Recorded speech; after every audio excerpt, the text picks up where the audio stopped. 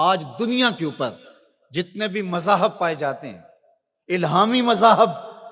وہ یہ دعویٰ نہیں کر سکتے کہ ہمارے پیغمبر کی پوری تعلیمات اصل شکل میں ہمارے پاس موجود ہیں۔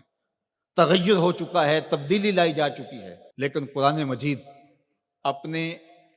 اصل الفاظ کے ساتھ زیر و زبر کے تبدل کے بغیر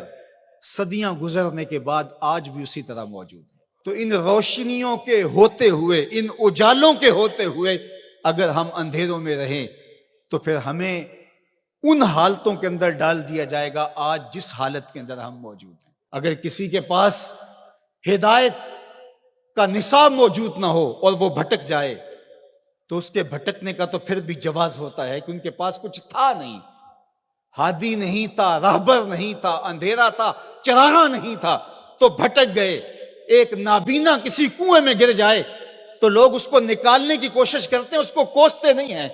لیکن ایک انکھیارا کسی کنویں میں گر جائے، کسی گڑھے میں گر جائے تو لوگ اسے نکالنے کی بھی کوشش کرتے ہیں، اسے کوستے بھی ہیں۔ تیری آنکھیں نہیں تھی، تجھے اللہ نے چراغاں نہیں دیا تھا، تو پھر بھی گرا ہے۔ یار اگر کوئی اور گمراہ ہو جاتا ہے، اندھیروں میں بھٹک جاتا ہے، تو اس کی بات نہیں ہے حضور کا غلام ہو اندھیروں میں چلا جائے، اس لیے کہ تمہارے پاس قرآن موجود ہے، تمہارے پاس ہدایت کا چراغاں موجود ہے۔ اس کتاب کے ہوتے ہوئے تم کس طرح اندھیرے میں ڈوب سکتے ہو، کس طرح ظلمتوں کے سوداگر بن سکتے ہو، کس طرح تم فرقہ فرقہ ہو سکتے ہو، کس طرح تم تشدد اور تفریق کا شکار ہو سکتے ہو، کس طرح تم گروہ بندی کا شکار ہو سکتے ہو جب تمہارے پاس اللہ کی کتاب موجود ہے۔ اس کتاب سے جڑنے والے ہدایت کی راہوں کے مسافر ہوتے ہیں۔ اقبال نے جب شکوے کی زبان کھولی تو لہجہ بہت تلخ ہو گیا۔ اقبال پھوٹ پھوٹ کے رو رہا ہے، اپنے رب سے شکایت کر رہا ہے۔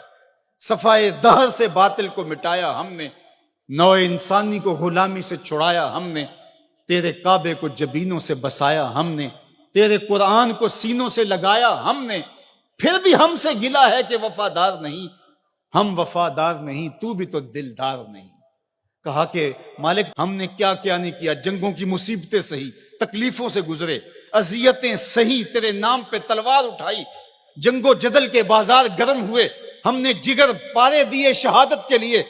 لیکن آج وہی امت در در رسوا ہو رہی ہے، اسی امت کو کاٹا جا رہا ہے، اسی امت کے بچے ذبح کیے جا رہے ہیں، آج گلی گلی کشکول لیے ہم گھوم رہے ہیں، مالک ہمارے ساتھ یہ کیا ہو گیا؟ تو جواب آیا تو سارا نشہ اتر گیا۔ جواب انہی لفظوں میں صرف صیغہ بدلتا ہے۔ آواز آئی صفائے دہر سے، باطل کو مٹایا کس نے، نو انسانی کو غلامی سے چھڑایا کس نے، میرے کعبے کو جبینوں سے بسایا کس نے، میرے قرآن کو سینوں سے لگایا کس نے، تھے تو آبا وہ تمہارے ہی مگر تم کیا ہو، ہاتھ پہ ہاتھ دھرے منتظر فردا ہو، ہر کوئی مست مئے ذوق تن آسانی ہے، تم مسلمان ہو یہ انداز مسلمانی ہے، حیدری فقر ہے نئے دولت عثمانی ہے، تم کو اسلاف سے کیا نسبت روحانی ہے، وہ معزز تھے زمانے میں مسلمان ہو کر، تم خار ہوئے تار کے قرآن ہو کر،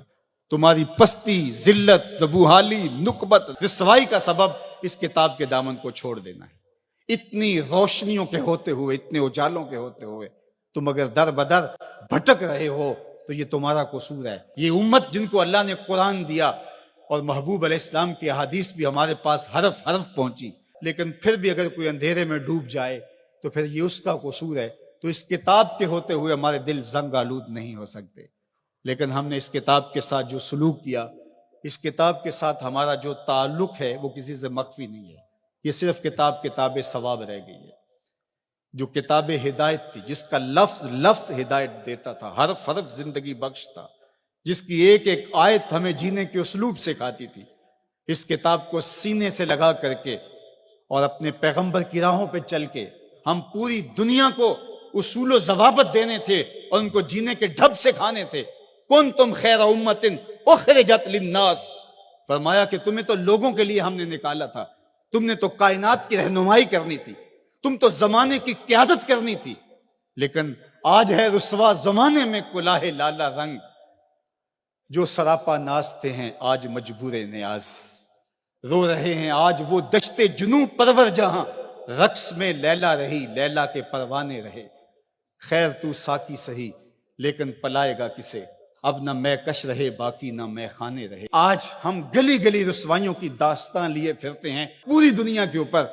1 انچ جگہ بھی ایسی نہیں جہاں آتش و آہن برستا ہو اور وہ زمین کو فار کی ہو۔ جہاں بھی خون گرتا ہے نسب پوچھو تو وہ مسلمان کا خون ہو، وہ افغانستان میں ہو، وہ سیریا میں ہو، وہ یمن میں ہو، وہ عراق میں ہو، وہ کشمیر میں ہو، وہ القدس میں ہو۔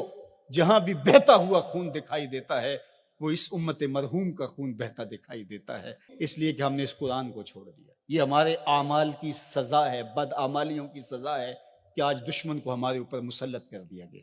اور ہمیں رسوائی اور ذلت کے کار مذلت میں ڈال دیا گیا۔ لیکن افسوس یہ ہے کہ اس کے باوجود بھی ہم سنبھلنے کے لیے تیار نہیں ہیں۔